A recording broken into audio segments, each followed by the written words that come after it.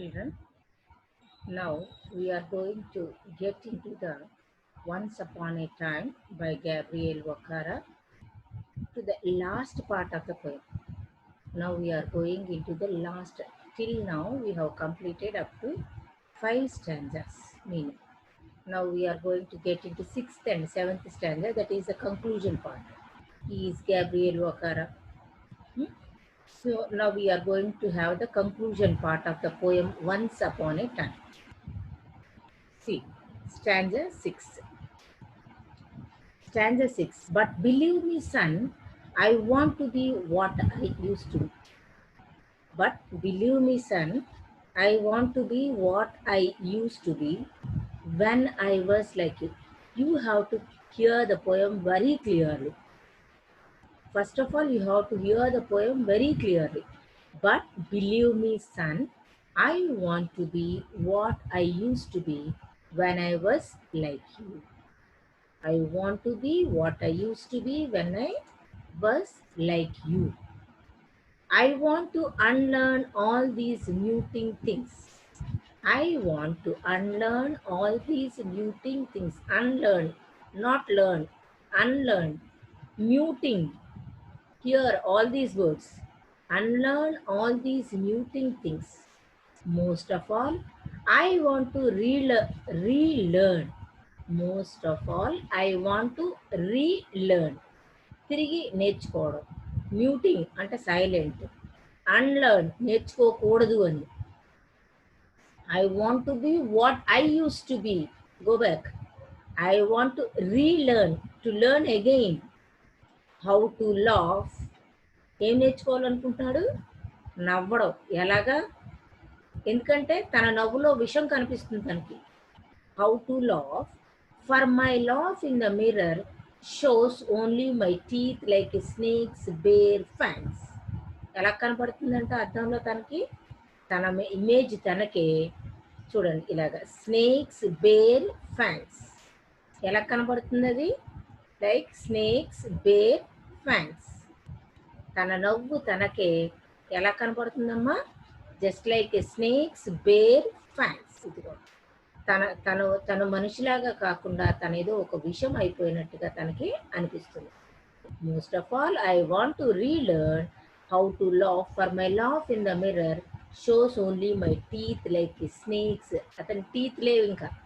Snakes bear fangs ఎలా అయిపోయాడు ఒక విషం లాగా అయిపోయాడు తను ఒక he had become just like a snake. So 6th stanza meaning. Now we are going to have 6th stanza meaning. But he is not happy of being a conformist. So అతను తనకులాగా నేను ఇలా ఉన్నాను అని చెప్తున్నాడు కానీ but he is not happy of what he is. తనున్నది అతనికి నచ్చట్లేదు.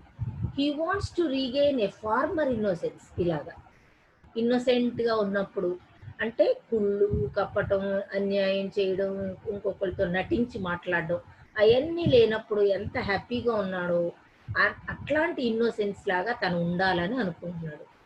ద యంగ్స్టర్ స్టిల్ హోల్డ్స్ అంటే చిన్న పిల్లలకి అవన్నీ తెలియదు. ఏవి తెలీదు. చూడండి ఎంత హ్యాపీగా నవ్వుతున్నారో ఈ పిల్లలిద్దరు. చిన్నపిల్లలకి ఏం తెలియదమ్మా? కుళ్ళు తెలియదు, కపటంతో మాట్లాడటం తెలియదు. కపటం అంటే తెలుసు కదా, నటించడం. మన దగ్గర హీహీ అని నవ్వడం, లోన వాళ్ళ మనసులో ఏమీ ఉండదు. సో వాళ్ళ దగ్గర ఎంతో ప్రేమ ఉన్నట్టుగా నటించడం. He wants no part of this new culture. ఈ కొత్తగా వచ్చిన ఈ కల్చర్లోకి నో పార్ట్, అతను ఒక భాగస్థుడు కావడం అతనికి ఇష్టం లేదు. He don't want to become a part of that new culture. He wants no part of this new culture. ఈ న్యూ కల్చర్ అంటే ఏంటి? ఆల్రెడీ మీకు 1, 2, 3 పార్ట్స్లో చెప్పాను. What is the new culture? The Britishers, arriving of the Britishers and ruling them adopted a new culture. What kind of culture it is? Pretension, నటించడం. పైకి లోనొకటి పైన ఒకటి. పైన నీతో ఎంతో ప్రేమగా ఉన్నట్టు ఉండడం, లోన మాత్రం ఇంకెళ్ళిపోతే పోద్దులే వీళ్ళు అని అన్నట్టుగా బిహేవ్ చేయడం. He wants no part of this new culture. ఈ కొత్తగా వచ్చిన ఈ కల్చర్లో అతనికి భాగం అవ్వడం ఇష్టం లేదు. And all these muting things అంటే మ్యూటింగ్ అంటే సైలెంట్. మీరు రిమోట్ కంట్రోల్లో మ్యూట్ అని ఉంటుంది చూడండి. And all these muting things అంటే కనుక సైలెంట్ చేయడం. అంటే తనకు ఒరిజినల్గా ఉన్న ఫీలింగ్స్ని సైలెంట్ చేసుకొని లేని ఫీలింగ్స్ని నటిస్తున్నాడు. So he don't want to have such kind of a partners muting things. That word muting means to deaden in this context. అంటే తన ఒరిజినాలిటీని చంపేసినాయి. ఇక్కడ తన ఒరిజినాలిటీ పోయి డూప్లికసీని అలవాటు చేసుకున్నాడు. ఆ డూప్లికేట్ బతకడం ఇష్టం లేదు. ఇలా ఇన్నోసెంట్ చిల్డ్రన్ లాగా ఉండాలి అనేది అతని కోరిక. ఇక్కడ మ్యూటింగ్ అంటే ఏంటమ్మా? డెడన్. తన ఒరిజినాలిటీని తను చంపేసుకున్నాడు. So what he wants most is to be able to laugh in innocence again. ఇలా కాకుండా తిరిగి ఆ చిన్న పిల్లలు ఎలా ఉన్నారో అలా ఉండాలని కోరుకుంటున్నాడు. He likens himself to a snake. His teeth hold something toxic, even dangerous. So అతను ఎలా ఉన్నాడంట? తన తానే ఒక స్నేక్ లాగా. ఇంకా ఏమవుతున్నాయంట? టాక్సిక్ అంటే విషం, ఈవెన్ డేంజరస్. సో మనిషి ఎలా తయారయ్యాడంట? డేంజరస్ జంతువులాగా తయారయ్యాడంట. మనిషిలాగా కాకుండా ఒక టాక్సిక్ యానిమల్ లాగా తయారయ్యాడు. So this it shows only the teeth. Snakes are those menacing creatures that are full of venom ante visham, and can never be trusted. Pamu nammutam entamma, and can never be trusted. And to compare his love with a snake gives the image that man really does not like his fake personality. అక్కడ మనకు ఒక image ఏమనిస్తున్నాడంటే, మనిషి ఎప్పుడూ కూడా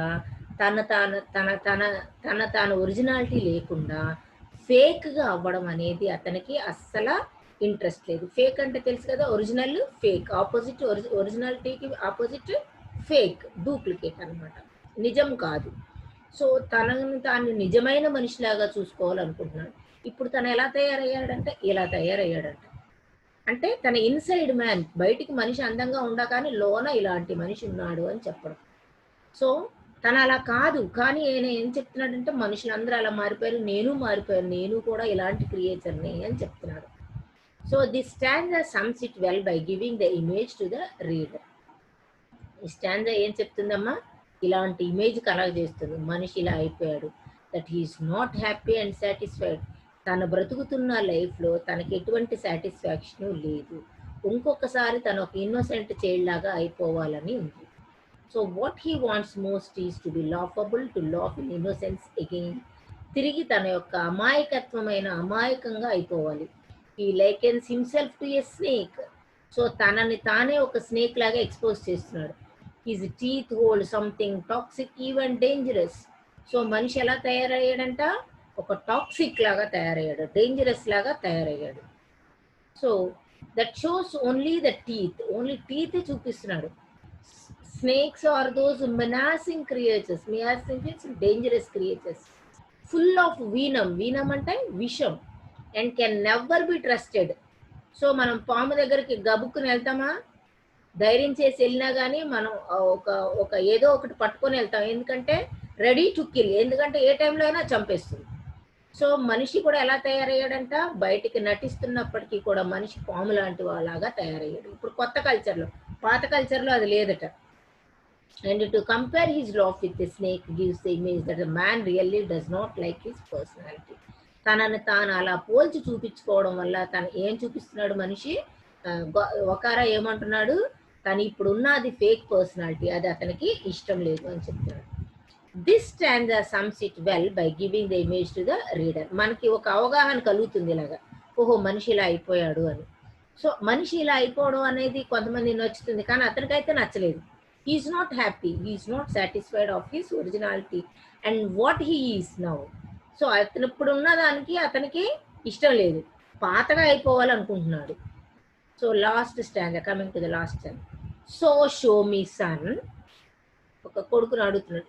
so show me son how to laugh, show me how I use to laugh and smile once upon a time when I was like you. కొడుకు అంటే next generation, అంటే ఇదిగో ఈ చిన్న పిల్లల ఏజ్ అని. ఇప్పుడు తను ఏమంటున్నాడు? నెక్స్ట్ జనరేషన్ని బోదర్ చేస్తున్నాడు, నెక్స్ట్ జనరేషన్కి చెప్తున్నాడు ఏమని? So show me son how to laugh నిజంగా నువ్వు ఇంత హాయిగా ఎలా నవ్వుతున్నావో చూపించు నాకు, నేర్చుకుంటాను అని. Show me how I use to laugh. ఒకప్పుడు నేను కూడా నీలాగే నవ్వేవాడిని. And smile once upon a time. ఒకప్పుడు when I was like you. నాకు నీ అంత వయసప్పుడు ఈ ఇన్నోసెన్స్ కానీ ఇలా ఇన్నోసెంట్ చైల్డ్ లాగే ఉండేవాడిని. అలాంటి రోజులు కావాలని తిరిగి కోరుకుంటున్నాను అని. అంటే అతనికి అర్థమవుతుంది మళ్ళీ తిరిగి అలాంటి రోజులు రావు అని. అంటే మనిషి మళ్ళీ తిరిగి అలాగ అవుతాడు అన్నదాన్ని అతనేమి చెప్పలేకపోతున్నాడు అనమాట. So 7th standard he comes clean. ఇక్కడ ఏమైంది, ఇలా ఒక మంచి వ్యక్తిలాగా బయటకు వచ్చేయాలనుకున్నాడు. He wants the son to show him how to regain the lost innocence. ఇటువంటి ఇన్నోసెంట్ ఫేస్ తోటి ఇటువంటి ఇన్నోసెంట్ లాగా తను అవ్వాలి అని కోరుకుంటున్నాడు. How to laugh and smile like in the old days when he was young and care free and the culture encouraged openness and honesty, a pure identity. ఒకప్పుడు వాళ్ళ కల్చర్ ఎలా ఉండేదంట, కేర్ ఫ్రీ, చాలా హ్యాపీగా ఫ్రీగా ఉండేవాళ్ళు. అండ్ ద కల్చర్ ఎంకరేజ్డ్, అప్పుడు పాత culture పాత సాంప్రదాయం ఏం ఎంకరేజ్ చేసేదంటే ఓపెన్నెస్, అంటే ఫ్రీగా ఫ్రాంక్గా మాట్లాడడం. అండ్ ఆనెస్టీ, ఆనెస్టీ అంటే నిజాయితీగా ఉండడం, ఒకరి పట్ల విశ్వాసంతో ఉండడం. అంటే ముందు మన నుంచి మాట్లాడి వాళ్ళ దగ్గర అంతా తీసేసుకొని అయిపోయిన తర్వాత నేను ఎవరో నాకు తెలియదు అంటాం కాకుండా నిజాయితీగా చక్కగా ఉండడం అంట. ఆనెస్టీ అంటే వాళ్ళ పట్ల విశ్వాసంతో ఉండడం, అవిశ్వాసంగా కాకుండా ఆనెస్టీగా ఉండడం, అంటే విశ్వాసంతో ఉండడం. A pure identity. ఒకప్పుడు వాళ్ళ కల్చర్ దేనికి ఐడెంటిటీ అంటే గుర్తింపు. ఒకప్పుడు ఆ ఇజో కల్చర్, ఇజో పీపుల్, నైజీరియన్ పీపుల్ ఎలా ఉండేవాళ్ళట, ఓపెన్నెస్, ఆనెస్టీ, కేర్ ఫ్రీ, ఇంత చక్కగా ఉండేవాళ్ళట. That is the identity of the culture of the Nigerian people.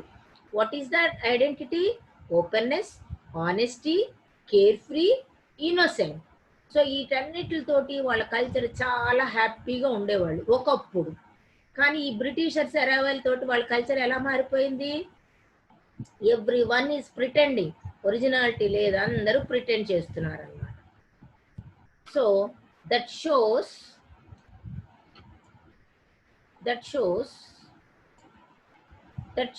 only the teeth. Snakes are those menacing creatures that full of, so this I already told you. And to compare his law with the snake, use the image that the man really does not like his fate. This stanza sums it well by giving the image to the reader that he is not happy and satisfied. The tone of Once Upon a Time is nostalgic. Nostalgic ante ento chudandi. Regretful, longing. Regretful ante dukka padadam, అయ్యో ఇలా అయిపోయింది ఏంటి అని అనుకోవటం. The tone of once upon A time ఒక ఏం చెప్తుందంటే, అంటే దాంట్లో ఏముందంటే నోస్టాలజిక్ అంటే అయ్యో ఇలా ఉందేంటి, అది కావాలి నాకు, ఇది వద్దు, ఇప్పుడున్నది కాదు పాతది కావాలి అని కోరుకోవడాన్ని నోస్టాలజిక్ అంటారు. పాత దాని గురించి ఆలోచించడాన్ని నోస్టాలజిక్ అంటారు. And perhaps a little ironic, ఒక విధంగా ఎక్కిరించినట్టుగా కూడా ఉంది. ఐరానిక్ అంటే వెక్కిరింత, మాక్ అంటే ఎక్కిరింత, ఒక విధంగా ఎక్కిరిస్తున్నాడు. ఏంటో చూడండి. ద స్పీకర్ డియర్లీ విషెస్, చాలా ఇష్టంగా అంటున్నాడు. టు రీలర్న్, తిరిగి నేర్చుకోవాలనుకుంటున్నాడు. How to smile, a genuine smile, నిజమైన smile. Again how to laugh without pretension, నటించకుండా నిజమైన స్మైల్, నిజమైన నవ్వు ఎలా ఉంటుంది, మనస్ఫూర్తిగా నవ్వడం. యాక్ట్ అనమాట. ప్రిటెన్షన్ అంటే PRETENSION, ప్రిటెన్షన్ అంటే నటించడం. But will he really B able to relearn from the youngster, కానీ నిజంగా అది జరుగుతుందా? But will he really B able to relearn from, నిజంగా అతను ఆ చిన్నపిల్లల దగ్గర నుంచి, అంటే నెక్స్ట్ జనరేషన్ దగ్గర నుంచి అతను నేర్చుకోగలడా? అది క్వశ్చన్ మార్కే, అది జరగని పని. ద స్పీకర్ ఈజ్ ఎర్నెస్ట్ అంటే తాపత్రయపడుతున్నాడు. He clearly wants to get back to a time he pursues as pure and innocent and good. ఒకప్పుడు ఎలా ఉండేవాళ్ళట, pure, innocent and good. So ఇలా ఉండడం కోసం అతను తప్పిస్తున్నాడు. ఎలాగా? ప్యూర్, ఇన్నోసెంట్ అండ్ గుడ్ ఉండాలని అతను తప్పిస్తున్నాడు. That is clear. He clearly wants to get back to a time he perceives, దేనికోసం వెతుకుతున్నాడు? Pure, innocent and good. ఈ క్వాలిటీస్ పాత రోజుల్లో ఉండేవి, అలాంటి వాటి కోసం అతను ఎదుగుతున్నాడు, అలా ఉండాలని అనుకుంటున్నాడు, అలా ఉండడం నేర్పించమని అడుగుతున్నాడు. ఎందుకంటే పిల్లలు అలాగే ఉన్నారు next generation. In the old African culture before the western value crept అంటే పాకడం, మెల్లగా వెస్ట్రన్ వాల్యూస్ వచ్చేసి వీళ్ళ కల్చర్ని నాశనం చేసి ఒకప్పుడు వాళ్ళు ఉన్న కల్చర్లో ఉండాలి అని అతను కోరుకుంటున్నాడు. The themes are how society changes, cultural shift అంటే ఆల్రెడీ టోల్. ఏంటమ్మా కల్చరల్ షిఫ్ట్ అంటే? వెస్ట్రన్ లండన్ పీపుల్ ఆ ఇంగ్లీష్ వాళ్ళ కల్చర్ని మెల్లగా వీళ్ళ దాంట్లోకి తీసుకొచ్చారు. ఆ కల్చర్ మారటంతో ఏమైపోయింది, సమాజం మారిపోయింది. వాళ్ళ కల్చర్ మారిపోవడంతో మెల్లిగా సమాజం మారిపోయింది. క్యాపిటలిజం అంటే పెట్టుబడిదారి, వాళ్ళు ఏం చేస్తున్నారు, వాళ్ళు డబ్బులు తీసుకొచ్చి ఇక్కడ ఒక కంపెనీ పెడుతున్నారు, ఆ కంపెనీలో వాళ్ళందరినీ పనిచేసేటట్టు చేస్తున్నారు, వీళ్ళ అలవాట్లన్నీ నేర్పిస్తున్నారు, మళ్ళీ ఇక్కడ తయారైన ప్రోడక్ట్లన్నీ పట్టుకుపోతున్నారు. సో ఇక్కడ వీళ్ళు పని చేపించి వీళ్ళ పనిలో వీళ్ళకి ఎంత ఇస్తున్నారు, చాలా తక్కువ ఇన్కమ్ ఇస్తున్నారు. వాళ్ళ రిసోర్సెస్ అక్కడవే, అక్కడ వనరులే ఉపయోగించుకొని అక్కడ అయిపోయిన ప్రోడక్ట్ని వాళ్ళు పట్టుకుపోతున్నారు, కానీ వీళ్ళకి ఇచ్చేది ఆ పని చేసినందుకు మాత్రం డబ్బులు. సో ఇలాగా క్యాపిటలిజంని అలవాటు చేశారు, వాల్యూస్ని పోగొట్టారు. సో ద థీమ్స్ ఆర్, ఇందులో మనం చూడాల్సింది ఏంటంటే ఈ పోయంలో సమాజంలోని మార్పు, కల్చర్, ఒక కల్చర్లోంచి ఒక్కొక్క కల్చర్ ఎలా వచ్చింది ఈ పోయంలో.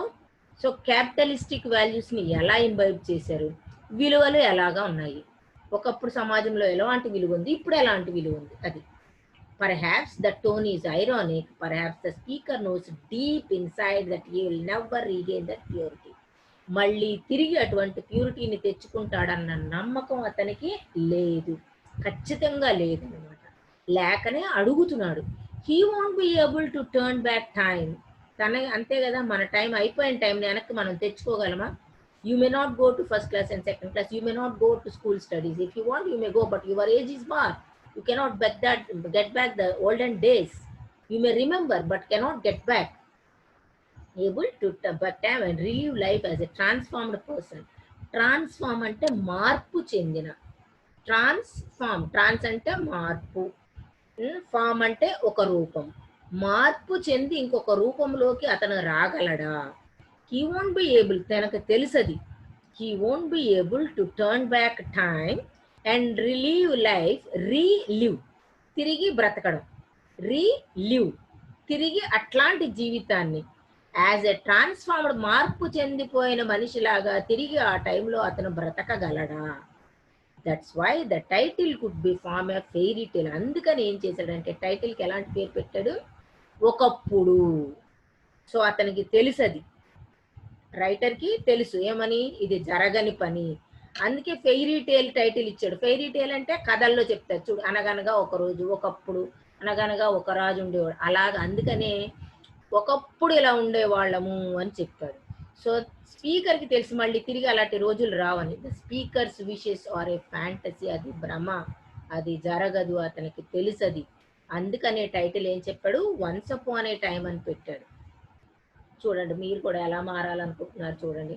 The last stanza is the father asking and pleading to his son. ఏం చేస్తున్నాడు తండ్రి, ప్లీడింగ్ అంటే మోర్ దాన్ ఏ రిక్వెస్ట్.